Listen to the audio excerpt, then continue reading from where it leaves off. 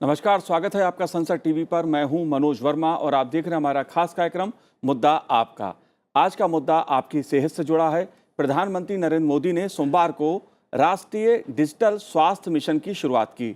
इस योजना के तहत हर भारतीय को एक यूनिक डिजिटल हेल्थ आईडी मिलेगी और इससे देश में एक डिजिटल हेल्थ सिस्टम तैयार किया जा सकेगा। प्रधानमंत्री नरेंद्र मोदी ने पिछले साल 15 अगस्त को लाल किले की प्राचीर से राष्ट्रीय डिजिटल स्वास्थ्य अभियान की पायलट परियोजना की शुरुआत की थी। शुरुआती चरण में इस योजना को 6 केंद्र शासित प्रदेशों में लागू किया गया था और अब इसे पूरे देश में शुरू किया गया है। इसलिए मुद्दा आपका में आज हम बात करेंगे राष्ट्रीय डिजिटल स्वास्थ्य मिशन और स्वास्थ्य सेवाओं की। इस पर चर्चा करेंगे अपने खास मेहमानों के साथ, उनसे जानने की कोशिश करेंगे आखिर ये डिजिटल स्वास्थ्य मिशन जो है इसको लागू क्यों किया जा रहा है, क्या फायदे हैं और देश में किस प्रकार से जो हमारा स्वास्थ्य सेवा तंत्र है उसमें बदलाव हो रहा है, सुधार हो रहा है। 3 खास मेहमान मेरे साथ जुड़े हुए हैं। माई गॉव भारत सरकार के सीईओ अभिषेक सिंह जी हमारे साथ जुड़े हुए हैं। अभिषेक जी, आपका संसद टीवी पे बहुत बहुत स्वागत है। साथ ही हमारे साथ प्रोफेसर सरमन सिंह, निदेशक भोपाल एम्स, वो भी जुड़े हुए हैं। सरमन सिंह जी, आपका भी बहुत बहुत स्वागत है संसद टीवी पर। और मेरे साथ स्टूडियो में मौजूद हैं डॉक्टर राजीव दास गुप्ता, जो चेयरपर्सन है CSMCH। राजीव जी, आपका भी बहुत बहुत स्वागत है संसद टीवी पर। हम बात करेंगे इसके हर पहलू को समझने की कोशिश करेंगे। आज राष्ट्रीय डिजिटल स्वास्थ्य मिशन की शुरुआत हुई है। राजीव जी, इसकी जरूरत क्यों पड़ी, क्या इसके पीछे उद्देश्य है?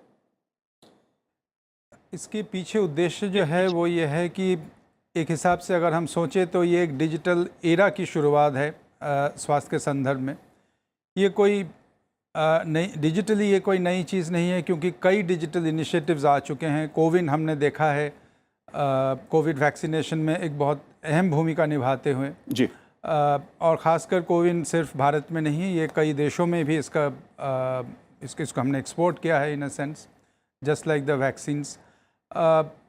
जो हेल्थ मैनेजमेंट इंफॉर्मेशन सिस्टम है वो राष्ट्रीय तौर पे पहले ही नेशनल हेल्थ मिशन में आ चुका है, तो एक हिसाब से ये एक लॉजिकल नेक्स्ट स्टेप है। इसके कई कंपोनेंट्स हैं, कई पहलू हैं, वो हम धीरे धीरे डिस्कस करेंगे, पर ये निश्चित रूप से डिजिटल एरा में एक नेक्स्ट बिग स्टेप है। जी, चर्चा को आगे बढ़ाएं उससे पहले एक रिपोर्ट देखेंगे कि इस रिपोर्ट में क्या कुछ खास है, लेकिन उससे पहले मैं अभिषेक सिंह जी आपसे एक प्रतिक्रिया लेना चाहता हूं। अभिषेक जी, आप सुन पा रहे हैं मुझे? हाँ, आज जो माननीय प्रधानमंत्री जी ने आयुष्मान भारत राष्ट्रीय डिजिटल हेल्थ मिशन का लॉन्च किया है, यह एक वो स्कीम है, ये वो प्रोजेक्ट है जिसके माध्यम से टेक्नोलॉजी का इस्तेमाल करके हेल्थ केयर को, स्वास्थ्य सेवाओं को हम जन जन तक पहुंचा पाएंगे। इससे टेलीमेडिसिन के सोल्यूशन, ई फार्मेसी के सोल्यूशन, इलेक्ट्रॉनिक हेल्थ रिकॉर्ड के सोल्यूशन लोगों को उपलब्ध हो पाएगा। आज सबसे बड़ी समस्या हमारे देश के सुदूर एरियाज में ये होती है कि हम किसी हेल्थ डॉक्टर तक पहुंच नहीं पाते क्योंकि स्पेशलिस्ट डॉक्टर अवेलेबल नहीं होते हैं। तो ये टेक्नोलॉजी के माध्यम से कनेक्ट कर देती है। जब हम वीडियो कॉल पे माध्यम से लोगों से बातचीत कर सकते हैं, इसी तरह हम डॉक्टर से मिल सकते हैं। और इसको करने के लिए जो रेगुलेटरी रिक्वायरमेंट्स है, विशेष तौर पे डॉक्टर्स की रजिस्ट्री बनाना, हॉस्पिटल्स की रजिस्ट्री बनाना, उनके प्रोटोकॉल्स डिफाइन करना, स्टैंडर्ड डिफाइन करना, ये सब इस प्रोजेक्ट में निहित है। इसका सबसे बड़ा फायदा होगा कि हमारे ग्रामीण क्षेत्रों में, सुदूर एरियाज में क्वालिटी हेल्थ केयर कम कीमत में उपलब्ध हो पाएगी और लोगों को हम बेहतर से बेहतर स्वास्थ्य सेवा देने में सफल हो पाएंगे। जी जी, सरमन सिंह जी, मैं आपसे सवाल करूंगा, इस पहलू को समझने की कोशिश करूंगा, क्योंकि आप निदेशक भोपाल एम्स के हैं। जाहिर तौर पे सरकार की जितनी योजनाएं बनती हैं उसके क्रियान्वयन का सवाल आता है। इससे जुड़ा मैं सवाल आपसे करूंगा, लेकिन सबसे पहले देखते हैं ये रिपोर्ट। प्रधानमंत्री नरेंद्र मोदी ने आयुष्मान भारत डिजिटल मिशन की शुरुआत की। देश के लिए आज का दिन बहुत अहम है। पिछले 7 सालों में देश की स्वास्थ्य सुविधाओं को मजबूत करने का जो अभियान चल रहा है, वो आज से एक नए चरण में प्रवेश कर गया। आयुष्मान भारत डिजिटल मिशन देश की स्वास्थ्य सुविधाओं में क्रांतिकारी परिवर्तन लाने का काम करेगा। अब देश के हर नागरिक को एक डिजिटल हेल्थ आईडी मिलेगी और डिजिटल माध्यम से उनका रिकॉर्ड सुरक्षित रहेगा। आयुष्मान भारत डिजिटल मिशन अब पूरे देश के अस्पतालों के डिजिटल हेल्थ सॉल्यूशंस को एक दूसरे से कनेक्ट करेगा। इसके तहत देशवासियों को अब एक डिजिटल हेल्थ आईडी मिलेगी। हर नागरिक का हेल्थ रिकॉर्ड डिजिटली सुरक्षित रहेगा। डिजिटल हेल्थ आईडी के माध्यम से मरीज खुद भी और डॉक्टर भी पुराने रिकॉर्ड को जरूरत पड़ने पर चेक कर सकता है। यही नहीं, इसमें डॉक्टर, नर्स, पैरामेडिक्स जैसे साथियों का भी रजिस्ट्रेशन होगा। देश के जो अस्पताल है, क्लिनिक है, लैब्स हैं, दवा की दुकानें हैं, ये सभी भी रजिस्टर होगी। 3 साल पहले देश को आयुष्मान बनाने वाली दुनिया की सबसे बड़ी स्वास्थ्य योजना आई, लेकिन क्या ये महज एक योजना थी? नहीं, ये एक सोच थी जिसके साए में एक ऐसा ढांचा गढ़ा गया जो देश की 50 करोड़ से ज्यादा की आबादी के लिए था। योजना के मायने थे, दायरा भी था, लेकिन उसमें शामिल थी देश की 40% आबादी। बदलाव आया, जरूरत पूरी हुई, गरीबी और बीमारी से असहाय लोगों को सहारा मिला। आयुष्मान भारत पीएम जय ने गरीब के जीवन की बहुत बड़ी चिंता दूर की है। अभी तक 2 करोड़ से अधिक देशवासियों ने इस योजना के तहत मुफ्त इलाज की सुविधा का लाभ उठाया है और इसमें भी आधी लाभार्थी हमारी माताएं हैं, हमारी बहनें हैं, हमारी बेटियां हैं। ये अपने आप में सुकून देने वाली बात है, मन को संतोष देने वाली बात है। प्रधानमंत्री ने पिछले साल 15 अगस्त को लाल किले की प्राचीर से राष्ट्रीय डिजिटल स्वास्थ्य अभियान के पायलट परियोजना की घोषणा की थी। अब देश के उस तबके का डर दूर हुआ जिसके हिस्से में अस्पताल का इलाज नहीं था। अब उसे सही समय पर इलाज मिलेगा। इस नए युग के लेटेस्ट प्लेटफॉर्म से इलाज और हेल्थ केयर पॉलिसी मेकिंग से जुड़ा पूरा इकोसिस्टम और ज्यादा प्रभावी बनेगा। ब्यूरो रिपोर्ट, संसद टीवी। जी, तो आपने देखी ये रिपोर्ट जो राष्ट्रीय डिजिटल स्वास्थ्य मिशन पर केंद्रित थी, जिसका शुभारंभ पूरे देश में उसे लागू करने के लिए प्रधानमंत्री नरेंद्र मोदी ने आज उसकी शुरुआत की। प्रोफेसर सरमन सिंह जी, मैं आपसे जानना चाहता हूं कि यूनिक डिजिटल हेल्थ कार्ड ये किस तरह से काम करेगा और इसकी जरूरत कितनी लाभकारी एक मरीज के लिए, पेशेंट के लिए होगी, आम आदमी के लिए कितना उपयोगी ये होगा? देखिए, ऐसा है कि जैसा कि आदरणीय प्रधानमंत्री जी ने कहा, ये एक ऐसी है जिसकी कोई सीमाएं नहीं है जी। ये तो शुरुआत है और ये इतनी अच्छी योजना है, इसका जितना विस्तार किया जाए उतना कम होगा। शुरुआत में जो सबसे इम्पोर्टेंट आपका प्रश्न है उसका मैं बताना चाहूंगा कि सबसे इम्पोर्टेंट इसका जो यूज होगा वो ये होगा कि जो पढ़े लिखे लोग नहीं हैं वो अपने कागज और अपने रिकॉर्ड संभाल के नहीं रख पाते हैं। एक बार अगर आपके डाटा इसमें स्टोर हो गया तो उसके बाद किसी भी डॉक्टर को वो देखने में सुविधा होगी। वो देख सकेगा कि किस डॉक्टर ने देखा था, क्या दवाई लिखी थी, क्या बीमारी थी। तो बार बार मरीज को बताने की या एक्सप्लेन करने की जरूरत नहीं होगी। ये बहुत बड़ा इसमें सबसे बड़ा फायदा है, जिसमें एक्सरे भी, जिसमें लैब रिपोर्ट्स भी और इसमें मरीज की दवाई का सारा जिक्र होगा।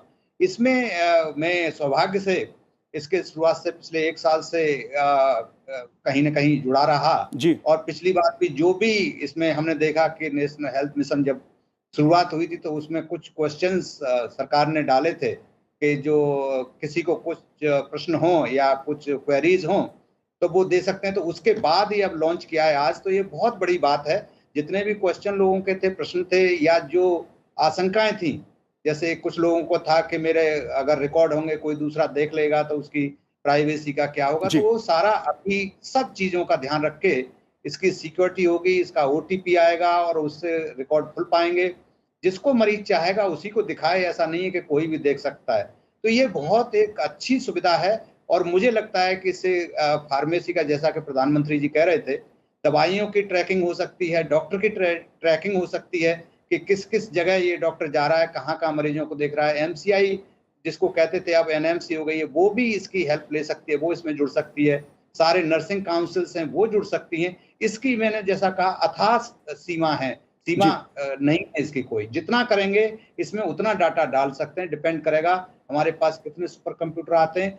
भारत की इतनी बड़ी जनसंख्या है तो इसमें बहुत सारा डाटा डाल सकते हैं। जी जी। सरमन सिंह जी, अगर बात मैं क्रियान्वयन की करूं, चाहे आयुष्मान भारत योजना हो या राष्ट्रीय डिजिटल स्वास्थ्य मिशन हो या तमाम तरह की और स्वास्थ्य योजनाएं हों जो सरकार ने समय समय पर शुरू की हैं, सवाल क्रियान्वयन का आता है। आप एक बड़े संस्थान के निदेशक हैं, इस पहलू को आप कैसे देखते हैं?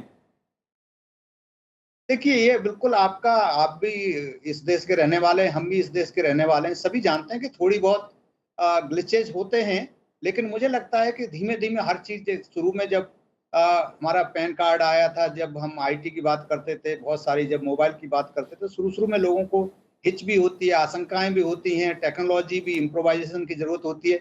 और मुझे लगता है कि धीमे धीमे अब हर इंसान, चाहे देश का हो या विदेश का हो, टेक्नोलॉजी से भी हो गया है और ये धीमे धीमे मुझे लगता है कि सभी लोग इसको पसंद करने लगेंगे।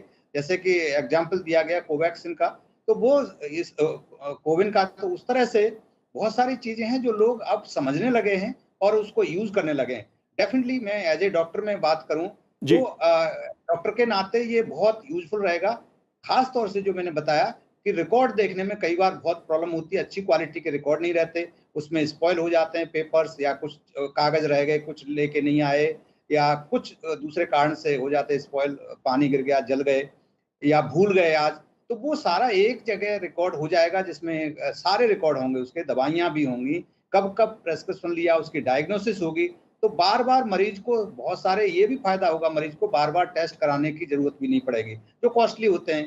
दूर दराज के मरीज हैं, उनको कॉस्ट भी नेचुरली बचा पाएंगे। अदरवाइज जब रिकॉर्ड नहीं होता, आपके पास रिपोर्ट नहीं है, तो मैं क्या देखूंगा? मैं एज ए डॉक्टर कहूंगा कि दोबारा टेस्ट करा लीजिए, मेरे पास तो रिपोर्ट नहीं है। तो जब रिपोर्ट नहीं है तो दोबारा टेस्ट कराएगा तो वो उसमें टाइम भी लगता है और पैसा भी जाता है। तो ये बहुत सारे फायदे हैं, अनगिनत फायदे हैं इसके। जी, जाहिर सी बात है, जब कोई योजना शुरू होती है तो उसके एक सकारात्मक पहलू होते हैं और उसका एक सकारात्मक पहलू ये है कि आप कहीं भी हैं, लेकिन आपका जो स्वास्थ्य संबंधी जो भी आंकड़े हैं, जो भी उसकी जानकारी है, वो निश्चित रूप से सुरक्षित रहेगी। अभिषेक जी, अगर मैं बात करूं डिजिटल इंडिया की, क्योंकि डिजिटल इंडिया की बात मैं इसलिए कर रहा हूं कि स्वास्थ्य सेवाओं में जिस तरह इसका डिजिटलाइजेशन हुआ है पिछले 7 वर्षों में, और कोविड के समय हमने देखा कि तमाम तरह के जो लाभ थे, स्वास्थ्य संबंधी जो लाभ थे, लोगों ने इसी प्रकार हासिल किए। अगर बात की जाए कि भारत में 130 करोड़ आधार नंबर हैं, 118 करोड़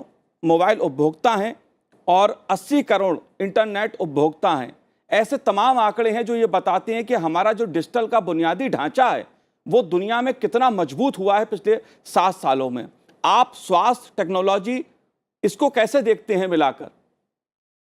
देखिए, ये पूरी एक कड़ी में ये सारे जो आपने बताए, आधार, mobile number, UPI, digi locker, ये सब एक कड़ी में जुड़े हुए हैं। जी, ये लोगों की जिंदगी को सरल करने के लिए टेक्नोलॉजी का भरपूर प्रयोग करने में मदद कर रहे हैं। जब एक आधार से आइडेंटिटी हो जाती है तो हर व्यक्ति की एक विशिष्ट पहचान हो जाती है, और आधार के बैकग्राउंड पे ही हेल्थ आईडी क्रिएट होगा जो व्यक्ति आधार अपना शेयर करना चाहें। जो है आधार किसी, तो हेल्थ आईडी जो बन रहा है, हर व्यक्ति को जो हेल्थ आईडी मिलेगा, आज जो घोषणा की गई है पूरे देश में, पहले 6 यूनियन टेरिटरीज में थी, ये हो जाएगा। तो ये एक आधार की वजह से ही संभव हो रहा है कि हम बड़े आसान तरीके से हेल्थ आईडी दे देंगे। चूंकि कुछ लोगों को आपत्ति होती है आधार को इस्तेमाल करने में, वैसे लोगों के लिए भी इसमें व्यवस्था की गई है कि उनकी भी हेल्थ आईडी बन जाएगी जो देना न चाहें। परंतु हमने जो अनुभव देखा है, 90 से 95% लोग आधार के बेस पे हेल्थ आईडी ले लेते हैं, और उससे जो सुविधाएं मिलती हैं वो कहीं ज्यादा होती हैं। उससे आपके इलेक्ट्रॉनिक हेल्थ रिकॉर्ड्स हो जाएंगे, जैसा डॉक्टर साहब अभी बता रहे थे कि आपका, अगर आपके पास सपोज एक ब्लड रिपोर्ट है पटना के किसी अस्पताल की, आपका एक्सरे रिपोर्ट है एम्स की, और आपके पास सपोज सिटी स्कैन है मैक्स हॉस्पिटल की और आप बम्बई या कहीं गए हुए हैं, वहाँ किसी अस्पताल में आपको दिखाने की ज़रूरत है, तो आपके कंसेंट से, आपकी सहमति से ये सारे इलेक्ट्रॉनिक हेल्थ रिकॉर्ड वहाँ के किसी डॉक्टर को उपलब्ध हो जाएँगे और आपको तत्काल सेवा मिल जाएगी। जो डॉक्टर रजिस्ट्रीज़, हॉस्पिटल रजिस्ट्रीज़ हो रही हैं, इससे टेलीमेडिसिन की सुविधा बन जाएगी। मैं नागालैंड में काम कर चुका हूँ, वहाँ के अस्पतालों में विशेषज्ञ डॉक्टर नहीं है। अगर नागालैंड के किसी डॉक्टर को विशेषज्ञ डॉक्टर जैसे एम्स के डॉक्टर साहब हमारे साथ बैठे हुए हैं, डायरेक्टर साहब, इनसे राय लेने की आवश्यकता है। तो टेलीमेडिसिन के माध्यम से उनसे संपर्क साझा किया जा सकता है, उनकी राय ली जा सकती है और उसके जो दवाई और जो एडवाइस प्रिस्क्राइब की जा सकती है, वो दी जा सकती है। इलेक्ट्रॉनिक फार्मेसीज़ का जो लीगल रेगुलेशन है, उसको इससे तय किया जा सकेगा ताकि लोग सस्ते दर पे अपने घर के निकट जैसे घर पे सामान मंगाते हैं अमेज़न से और फ्लिपकार्ट से, उसी तरह दवाई मंगा पाएँगे। तो पूरा हेल्थ इकोसिस्टम इससे सपोर्ट किया जा सकेगा। और ये जो सैंडबॉक्स बनाया है नेशनल हेल्थ मिशन ने, इसके ऊपर जो स्टार्टअप्स हैं और एंटरप्रेन्योर्स हैं, इसके ऊपर वैल्यू एडेड सर्विसेज देने में सक्षम हो पाएँगे। ये न सिर्फ हेल्थ को ग्रो करेगा बल्कि टेक्नोलॉजी सेक्टर में एक बहुत बड़े ग्रोथ की तरफ इशारा करती है और हमारी जो आईटी कंपनीज और स्टार्टअप्स हैं, एंटरप्रेन्योर्स हैं, जो health solution, health related apps बनाएँगे, इससे न सिर्फ वो इंडिया में सर्विसेज दे पाएँगे बल्कि पूरे विश्व में दे पाएँगे। तो हमारे यहाँ की इनोवेशंस, हमारे यहाँ जो टेक्नोलॉजी रिवॉल्यूशन है, जो बाकी डिजिटल इंडिया के प्रोजेक्ट्स को साकार कर रहा है, हेल्थ सेक्टर में बहुत उपयोग कर पाएगा। और इसका एक और जो फायदा होगा कि जब डेटा डिजिटाइज होता है, तो हम उसके ऊपर हेल्थ एनालिटिक्स चला पाते हैं। तो जैसे फॉर एग्जांपल जब सारा डेटा, जैसे बुखार का डेटा आ रहा है, तो हमें पता चल जाएगा अगर कहीं कोई एपिडेमिक होने वाला है या कहीं कोई बीमारी होने वाली है, तो उसका नेशनल लेवल पे एनालिसिस हो पाएगा, दवाओं की सप्लाई को हम कंट्रोल कर पाएँगे, जो तमाम गलत प्रैक्टिसेस हो जाते हैं हेल्थ केयर में, उसको कंट्रोल कर पाएँगे और जो एडवाइजरीज़ हैं हेल्थ डॉक्टर्स की, आईसीएमआर की, वो हम सब तक पहुँचाने में सफल हो पाएँगे। तो इसके जो लाभ हैं, वो जो प्रत्यक्ष रूप से दिख रहे हैं, इसके अलावा परोक्ष रूप से भी जो अनसीन बेनिफिट्स हैं, वो काफ़ी देखने में आएँगे और इसका बेनिफिट हमारे हेल्थ केयर सेक्टर को टोटल हर तरह से रिवॉल्यूशनाइज़ करेगा और इंडिया को एक डिजिटल हेल्थ के सेक्टर में एक अग्रणी देशों के रूप में खड़ा करने में मदद करेगा, आज जो अनाउंसमेंट हुई है। जी, बिल्कुल, बिल्कुल। और हमने देखा भी कोविड के समय जिस तरह से डिजिटल स्वास्थ्य सेवाओं ने अपनी भूमिका निभाई है, उसने कहीं न कहीं बहुत एक बड़ी सकारात्मक भूमिका देश के सामने स्वास्थ्य सेवाओं के संदर्भ में रखी है। राजीव जी, अगर मैं बात करूँ कि इसमें जो डिजिटल कार्ड होगा, हेल्थ कार्ड जो होगा, उसे बनवाना अनिवार्य होगा एक तो, दूसरा किस तरह से इसके फीचर्स होंगे? कैसे इसका लाभ एक आम जो आदमी है वो उठा सकता है, किस तरह उसको लाभ होगा? देखिए, इसमें जितने फीचर्स की बात की गई, जो हमारे पैनलिस्ट ने बताया, एक हिसाब से ये हर चीज़ का थोड़ा बहुत एक्सपीरियंस देश में ऑलरेडी है। जो राष्ट्रीय स्वास्थ्य बीमा योजना है वो 2006-07 से है, उसका करीब 15 साल के अनुभव है उस तरह के स्कीम्स का, जहाँ एक कार्ड बनता है, एक बेनिफिशियरी कार्ड है जिसमें सारे फैमिली इनरोल्ड है, जिसके ज़रिए रीइंबर्समेंट है जो आप प्राइवेट पब्लिक सेक्टर इंस्टीट्यूशंस में दोनों जगह आप इस्तेमाल कर सकते हैं। इसके इस तरह के एक तरह के एक्सपीरियंस हैं। जो लेबॉरेटरी या फार्मेसी है उसके भी अपने मैनेजमेंट इंफॉर्मेशन सिस्टम्स हैं, वो भी कम ज़्यादा हर हॉस्पिटल में है, हर डिस्ट्रिक्ट में है। ये जो जहाँ ये रेवोल्यूशनरी है या रेवोल्यूशनाइज करने की कोशिश कर रहे हैं, वो है कि एक सिस्टम्स वाइड इसकी इंटीग्रेशन चाहिए। वो एक तरह से विजनरी मूव है ये, लेकिन ये काफ़ी चैलेंजिंग भी है क्योंकि इसकी इंटरऑपरेबिलिटी एक चैलेंज हो जाता है। ये हर देश इस फेज से गुजर चुके हैं और नेक्स्ट चैलेंज यही होगा कि जो एग्जिस्टिंग लेबॉरेटरी सिस्टम है, एग्जिस्टिंग फार्मेसी सिस्टम है, एग्जिस्टिंग पेशेंट रिकॉर्ड्स हैं, उसको एक सेम प्लेटफॉर्म में ताकि हम एक्सेस कर सकें, वो एक बहुत बड़ा टेक्नोलॉजिकल चैलेंज है जी। और जैसे बात कर रहे थे कि एक जगह से दूसरी जगह आप जाएंगे या एक इंस्टीट्यूशन से दूसरे इंस्टीट्यूशन पेशेंट रेफ़र होते हैं, उसे इंफॉर्मेशनल कंटिन्यूटी कहते हैं। ये इंफॉर्मेशनल कंटिन्यूटी में ये एक बहुत बड़ा स्टेप है, एक बहुत बड़ा एडवांटेज है। लेकिन इसके साथ साथ जो जुड़ा हुआ है जिसे हम रिलेशनल कंटिन्यूटी कहते हैं कि अगर मैं डॉक्टर हूँ, आप मरीज़ हैं, ये आगे एक डॉक्टर देखेंगे या एक नर्स देखेंगे या एक फिजियोथेरेपिस्ट देखेंगे, ये एक रिलेशनल कंटिन्यूटी होता है। ये किस तरह से ये इंफॉर्मेशनल कंटिन्यूटी और रिलेशनल कंटिन्यूटी को मैच कर सकते हैं, वो अल्टीमेटली जो पेशेंट एक्सपीरियंस है वो मैटर करेगा, क्योंकि पेशेंट को इतना जो इंफॉर्मेशनल आर्किटेक्चर है वो पेशेंट को दिखता नहीं, लेकिन अल्टीमेटली आम आदमी को वो एक रिलेशनल एक्सपीरियंस भी चाहिए। चैलेंज ये है कि इस इंफॉर्मेशन का जो कंटिन्यूटी है उसके साथ हम रिलेशनल कंटिन्यूटी को भी एक हैप्पी मैरिज कर सकें। जी, जब भी हम बात किसी डिजिटलाइजेशन की करते हैं तो एक प्राइवेसी का सवाल आता है। शुरू में जवाब दिया उन्होंने समरन सिंह जी ने। प्राइवेसी के सवाल को आप कैसे देखते हैं? क्योंकि स्वास्थ्य संबंधी जो जानकारी है किसी व्यक्ति की, और अगर हेल्थ आईडी है और साथ में प्राइवेसी, इन तीनों को मिला के आप कैसे देखते हैं इसको? क्योंकि ये सवाल भी कुछ लोग उठाते हैं और चर्चा में आता है। ये जाहिर है जो हेल्थ इश्यूज़ है या मेरे अपने जो पर्सनल रिकॉर्ड्स हैं या मेरे फैमिली मेम्बर्स के जो रिकॉर्ड्स हैं वो प्राइवेसी का एक पराकाष्ठा भी हम कह सकते हैं। लेकिन सिक्योरिटी फीचर्स जो हैं वो इसको बिल्ड इन करता है। सवाल ये है कि कोई भी नया इलेक्ट्रॉनिक सिस्टम जब आता है वो एक्सपीरियंस के थ्रू वो मैच्योर होता है, उसके ग्लिचेस होता है, उसको फिक्स करना होता है। ये चीज़ हमने आरोग्य सेतु में भी देखा है, जो इसका एक स्मॉल एग्जांपल या माइक्रोकॉज्म कह सकते हैं। आरोग्य सेतु में भी यही सवाल थे, वो भी फिक्स करते गए, वो आरोग्य सेतु मैच्योर किया। तो इसमें कंसर्न्स रहेंगे। इसमें ज़रूरी यह है कि जो सिविल सोसाइटी है, जो इंटरनेट सिक्योरिटी एक्सपर्ट्स हैं या जो कम्युनिटी है, उसको भी हम साथ लेके चलें। जैसे जैसे रियल टाइम एक्सपीरियंस हमारा बढ़ता जाएगा, ग्लिचेस नज़र में आएंगे, उसको फिक्स करते जाएं। वो फिक्स होगा, क्यों नहीं होगा। जी, अभिषेक जी, यस, हाँ बताइए। अगर हम लैब्स की बात करें और लोगों के डेटा की बात करें तो ये किस तरह से और काम करेगा? इसके फीचर्स और क्या होंगे? देखिए, इसमें ये सभी फीचर्स होंगे जो आपको आसानी से किसी डॉक्टर को सर्च करना, अस्पताल को सर्च करना, लेबोरेटरी को सर्च करना, पैथ लैब को सर्च करना, एक्सरे कराना है, सिटी स्कैन कराना है, इन सबको सर्च करने की फैसिलिटी इसमें बड़ी आसानी से मिल जाएगी। जैसे, और ये जो ऑथेंटिक सर्च होगा, इसमें किसी भी तरह का, इसमें जो हेल्थ रजिस्ट्री जो बन रही है, जो एनएचए नेशनल हेल्थ अथॉरिटी जो इसको इम्प्लीमेंट कर रही है, वो doctor registry, health registry, hospital registry, lab registry, chemist registry, ये पूरी रजिस्ट्रीज बना देगा जो कि ऑथेंटिक होगी। तो जैसे आप सपोज कहीं रहते हैं, आप दिल्ली में आरके पुरम में रहते हैं, तब आप जब उसके ऐप पे जाएंगे तो आपको दिख जाएगा कि आरके पुरम के आसपास, सपोज आप आंख के डॉक्टर को ढूंढ रहे हैं, तो आपको दिख जाएगा कितने आंख के डॉक्टर अवेलेबल हैं, कब अवेलेबल है, उनकी क्या फीस है, किससे आप संपर्क कर सकते हैं, किससे आप इन पर्सन जा सकते हैं उनके क्लिनिक पे, या ऑनलाइन कंसल्ट कर सकते हैं, और किस चीज का कितना कॉस्ट होगा।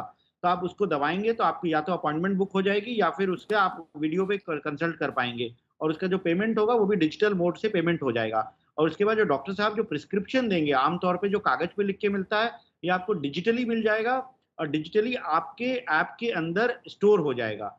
और उसके बाद उसके आधार पे जब आपको दवाई दी गई है, उसके आप कोई ऑर्डर देना चाहते हैं तो वो लगे हाथ आप चाहें तो प्रेस करें, तो वो पूरा डेटा आपका चला, जो आपका ऑर्डर है, जैसे आप रेस्टोरेंट से खाना मंगाते हैं, अमेज़न पे ऑर्डर करते हैं, वैसे ही फार्मेसी पे चला जाएगा, आपके घर पे दवा पहुंच जाएगी। तो ये इस तरह का सिस्टम, इस तरह का यूजर एक्सपीरियंस संभव होगा। इसके अलावा जो भी आप टेस्ट करते हैं, सपोज आप अपनी ब्लड प्रेशर को मॉनिटर करते हैं या किसी डॉक्टर के यहाँ गए, वहाँ पे आपका सीबीसी टेस्ट हुआ या किसी भी तरह का लिपिड प्रोफाइल टेस्ट हुआ, तो उसका डेटा डिजिटली अवेलेबल रहेगा। और ये संभव होगा कि आप समय के हिसाब से आपका कैसा वो पैरामीटर है, चेंज हो रहा है या बढ़ रहा है या घट रहा है, शुगर लेवल क्या हो रहा है, ये आपके पास डिजिटली अवेलेबल रहेगा। और इसके ऊपर, इस फ्रेमवर्क के ऊपर जो सॉल्यूशंस होंगी, जो प्राइवेट सेक्टर कंपनियां और बनाएंगी, उसमें आपको एडवाइजरीज भी मिल जाएगी कि आपका वेट ज्यादा हो रहा है, आपका बीएमआई ज्यादा हो रहा है, आपको शुगर कंट्रोल करने की जरूरत है। इस तरह की तमाम जो सजेशंस है वो मिल जाएंगी। उसी में आपको न्यूट्रिशन के बारे में एडवाइजरी मिल जाएगी, उसी में आपको योगा कैसे करना है, फिट कैसे रहना है, आयुर्वेद का क्या करना है। तो ये एक तरह से डिजिटली आपको कनेक्ट कर देगी सारी हेल्थ सेवाओं के ऊपर, और आपको रेटिंग भी अवेलेबल रहेंगी कि किस डॉक्टर के, किस हॉस्पिटल पे लोगों के क्या अनुभव हुए हैं, तो उसके हिसाब से अच्छा यूजर एक्सपीरियंस ले पाएंगे। गवर्नमेंट को ये लाभ होगा कि जो हेल्थ सिस्टम, पब्लिक हेल्थ के हिसाब से हम पब्लिक हेल्थ पे मॉनिटर कर पाएंगे कि हमारी किस प्रांत में, किस प्रदेश में, किस शहर में किस तरह की बीमारियां ज्यादा रिपोर्ट हो रही हैं, उसके ऊपर गवर्नमेंट को क्या पॉलिसीज लेनी चाहिए। अगर कहीं पे कुछ हेल्थ इंश्योरेंस से इसका लिंकेज होगा, जैसे आयुष्मान भारत हेल्थ इंश्योरेंस, 5 लाख का इंश्योरेंस लगभग 10 करोड़ बेनिफिशियरीज को हर साल उपलब्ध होता है, तो वो जो सुविधाएं हेल्थ इंश्योरेंस से कवर हो रही है वो कवर हो जाएंगी। अगर आप आयुष्मान भारत के बेनिफिशियरी नहीं है, सीजीएचएस के या किसी प्राइवेट हेल्थ इंश्योरेंस के बेनिफिशियरी हैं, वह भी इससे लिंक हो जाएगा। कैशलेस सर्विसेज भी ऑफर हो पाएंगी। तो एक तरह से पूरा एक डिजिटल हेल्थ इकोसिस्टम क्रिएट होगा, जिससे हर व्यक्ति को सस्ते दाम पे अपने घर के निकट क्वालिटी हेल्थ केयर अवेलेबल हो पाएगा। जी जी, जाहिर सी बात है कि हमारा जो पूरा स्वास्थ्य तंत्र है, जो हमारा पूरा सिस्टम है हेल्थ का, उसका राष्ट्रीय डिजिटल स्वास्थ्य मिशन के जरिए जिस तरह से कोशिश की जा रही है, उसका मकसद भी यही है कि लोगों को सस्ता और सुलभ इलाज मिल सके, उनको बेहतर चिकित्सा सुविधाएं मिल सके। लेकिन एक सबसे बड़ा सवाल समरन सिंह जी, मैं आपसे ये पूछना चाहता हूं कि पिछले 7 साल की बात की जाती है, अगर आयुष्मान भारत योजना की मैं बात करूं या तमाम दूसरी स्वास्थ्य योजनाओं की बात करूं जो पिछले 7 सालों में शुरू हुई, सरकार इस बात पे भी जोर देती है कि मेडिकल कॉलेज अधिक से अधिक खुलें, सीटें भी बढ़ी हैं मेडिकल कॉलेजों में। आप 7 साल में कैसा बदलाव देखते हैं? जी मनोज जी, देखिए ऐसा है कि देश तो आगे बढ़ रहा है, ये तो बिल्कुल कोई इसमें डिनाई नहीं कर सकता, लेकिन उसकी क्वालिटी और क्वांटिटी दोनों चीज़ों को साथ साथ लेके जाना पड़ता है। और जहाँ तक हमारे दूसरे कलीग्स जो टेक्निकल एक्सपर्ट हैं वो बता रहे थे, इसकी जो मैं बता रहा था कि बिल्कुल बहुत यूजफुल है, लेकिन इसमें यही है कि शुरुआत में जो चीज़ें होती हैं उसमें हमें बहुत एक्सपीरियंस, हमको जो अनुभव होगा उससे हम बहुत कुछ सीखेंगे, सरकार सीखेगी, और जो प्रोग्राम इसको डेवलप जिन्होंने किया है वो भी बहुत कुछ सीखेंगे। बहुत सारे इशूज, जैसे जैम हमारा जो परचेज का एक गवर्नमेंट ने बनाया, गवर्नमेंट ई पोर्टल जो जिसको कहते हैं उसका परचेज का, तो उसमें बनाया, उसमें कोई भी आदमी रजिस्टर कर लेता है, कई बार उसके भी ग्लिचेज आते हैं। उसी तरह से अब इसमें अभी जो मेरी इंफॉर्मेशन है, मैं अपडेटेड नहीं हूँ, बट सुबह तक की इंफॉर्मेशन लगभग इसमें 3-4 हज़ार डॉक्टर ही रजिस्टर्ड हैं। उसी तरह से अभी इसमें फार्मासिस्ट कितने रजिस्टर होते हैं, ये सब चीजें इसमें रजिस्टर होने के साथ ही हमको पता चलेगा। और मुझे लगता है कि जल्दी जल्दी जितने लोग इसमें रजिस्टर्ड हो जाएंगे, एनएमसी से इसका क्या रिलेशनशिप रहती है, उस तरह से क्या करते हैं क्या नहीं करते, ये चीजें हमको सिखाएंगी। लेकिन डेफिनेटली जैसा कि दूसरे पैनलिस्ट ने बताया, मैं एज ए डॉक्टर बता सकता हूँ कि इसका मैं फोर्स जो मैं इसको फ्यूचर में देखना चाहूंगा, अगर नहीं भी है या है भी, तो मैं देखना चाहूंगा कि इसमें एक नंबर जो मैंने प्राइवेसी जो मैं बताया कि 1 साल से मैं समहाउ इसमें थोड़ा अपना कंट्रीब्यूशन देता रहा थ्रू आपके राज्यसभा टीवी के थ्रू ही, तो एक तो वो है। दूसरा चीज मेरा मानना ये है कि जो इसके जो एडेड वैल्यू है वो अब ये डायरेक्ट करेंगे, हेल्थ मिशन ही करेगा या कोई दूसरे इनके साथ आईटीज जुड़ेंगी, जिसमें कि जैसे बीमारियों की बात कर रहे हैं, हम ड्रग्स की बात कर रहे हैं, जैसे बहुत सारी दवाइयां होती हैं। जी सरमन सिंह जी, डॉक्टर राजीव, बहुत संक्षेप में आप कैसे भविष्य में देख रहे हैं, क्योंकि क्रांतिकारी बदलाव की बात की जा रही है, आप कैसे देखते हैं? देखिए, हेल्थ या हेल्थ एज ए राइट या health care as a right, वो एक एंटाइटलमेंट है, या तो इसके एक एंटरप्राइज कंपोनेंट है, जैसे बता रहे थे कि आप मेडिसिन ऑर्डर कर सकते हैं, लेबॉरेटरी सर्विस ऑर्डर कर सकते हैं, और एक एंटाइटलमेंट है जहां स्वास्थ्य सेवा जो है वो हमारे राइट या हेल्थ राइट के तौर पे हम देखते हैं। इसके अल्टीमेट टेस्ट और अल्टीमेट सक्सेस तब है जब ये एंटरप्राइज इस एंटाइटलमेंट को स्ट्रेंथन करेगा, मजबूत करेगा। बिल्कुल राजीव जी, क्योंकि स्वास्थ्य एक ऐसा विषय है जो आम आदमी से जुड़ा है, सीधे सीधे आम लोगों से जुड़ा है, इसलिए मुद्दा आपका है। सरमन सिंह जी, आपका बहुत बहुत शुक्रिया, बहुत बहुत धन्यवाद हमसे बात करने के लिए। अभिषेक जी, आपका भी बहुत बहुत धन्यवाद, और राजीव जी आपका भी बहुत बहुत शुक्रिया, बहुत बहुत धन्यवाद। तो आज हमारे इस कार्यक्रम में इतना ही, मुझे दीजिए आज्ञा, नमस्कार।